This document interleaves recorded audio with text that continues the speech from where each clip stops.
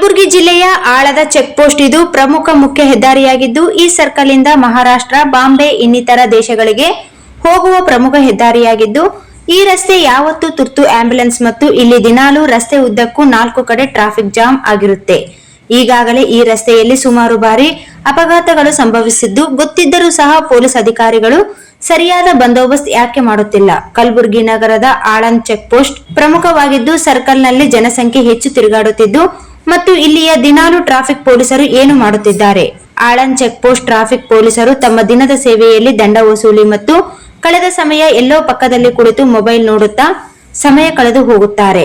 ಕೂಡಲೇ ಕಲಬುರಗಿ ಜಿಲ್ಲಾ ಹೆಚ್ಚುವರಿ ಪೊಲೀಸ್ ಕಮಿಷನರ್ ಇತ್ತ ಕಡೆ ಗಮನ ಹರಿಸಿ ಸಮಸ್ಯೆಯನ್ನು ಪರಿಹರಿಸುವವರು ಎಂದು ಜನಸಾಗರ ಕಾತುರದಲ್ಲಿ ಕಾದು ನೋಡುತ್ತಿದ್ದಾರೆ.